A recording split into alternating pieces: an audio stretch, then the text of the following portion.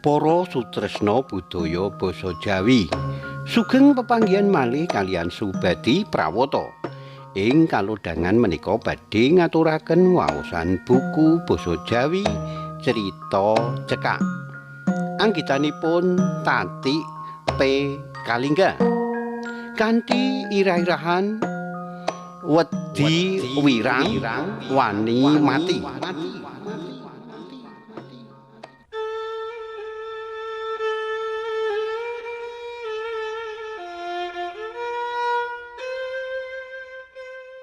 Desa Marga Reja Horeg jalaran putrane keluarga Harsa katon seje karo padatan.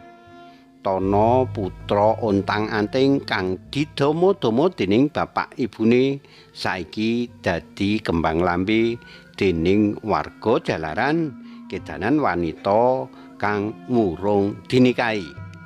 Nanging ing atine Tono ora ana kang bisa nambani, ora ana kang bisa ngusadani kejaba wanita kang jeneng Ningsih. Saka gedene rasa tresna marang wanita kang dadi gegantilaning atine, dheweke wedi wirang wani mati kanggo Ningsih. Menawa ing alam padang ora bisa urip bebrayan, Tono janji ing alam kelanggengan bakal nunggu nganti Gusti nimbali.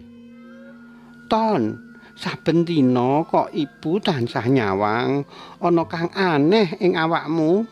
Tenane ana apa? Ibune nyedhaki karo semu gumun nyawang putrane kang semune ana kang owah saka padatan. Wah, Bu, kok kados dereng nate muda to, Bu? Wangsulane Tono karo tansah nguncalake panyawange adoh ing njaban cendela. Tono pancen lagi kesengsem karo prawan kanca sekolahe jenenge Ningsih. Prawan kang prasaja saka desa Mergangsan, putrine pensiunan guru. Ningsih pancen duwe pasuryan ayu lan budi pekertine luhur, santun tansah ngajeni marang sapa wae. Atine Tono saben dina krasa ora jenjem.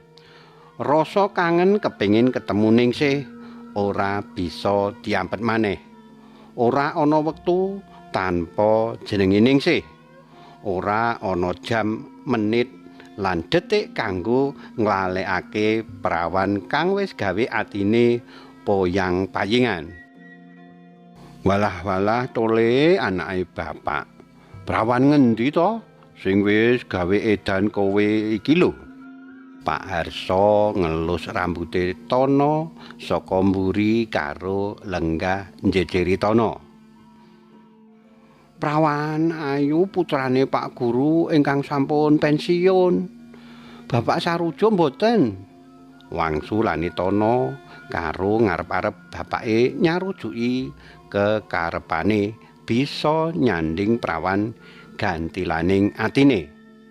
Pak Harsa mirsani tajem ing panyawange Tono, menehi tandha yen piyambake sarujuk.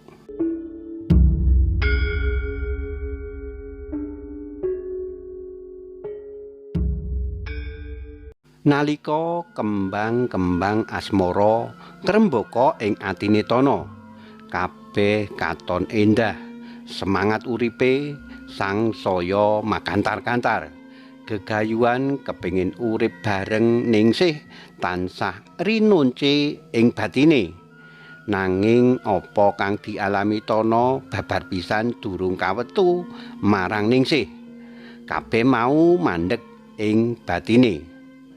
Bapak ibune Tono uga ora mangerteni kang sanyatane, sebab rasa iku mau amung Tono kang ngrasakake. Kahanan kang dialami Tono malik grimbyang nalika ing meja tamu ana layang ulem kang isih tutupan rapi durung dibuka. Tono njupuk layang ulem banjur dibuka lan diwaca kanthi setiti. Napase kaya mandheg sanalika. Layang ulem mau pranyata saka Ningsih, kanca sekolahe kang wis gawe atine kedanan lahir batin. "Hah, Ningsih, Ningsih, ngopo kudu aku kang ngalami lelakon pahit iki? Ngopo hatiku kang kadung wuyung malik dadi bingung lan dadi bambung?" Tono ngresula nangisi nasibe kang apes. Supaya atine Tono bisa tentrem, mula dheweke kepengin bloko marang bapak ibune. "Bapak, Ibu, saderengipun kula nyuwun pangapunten. Sedaya menika lepat kula piyambak. Kula dados priya boten wantun jujur kaliyan raos ingkang kula alami. Menapa malih kaliyan wanodya ingkang naminipun Ningsih. Kula namung wantun nresnani wonten ing alam maya kemawon. Kula gandrung mung wonten ing pengangen-angen. Kula wuyung saestu namung wonten salebetening manah. Samenika kula getun Ningsih dados sisianipun priya sanes."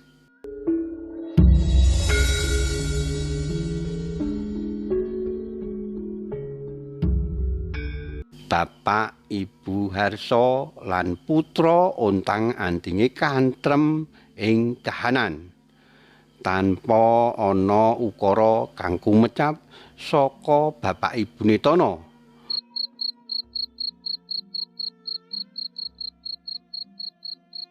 Wengi sangsaya tintrim, kahanan sangsaya nglangut.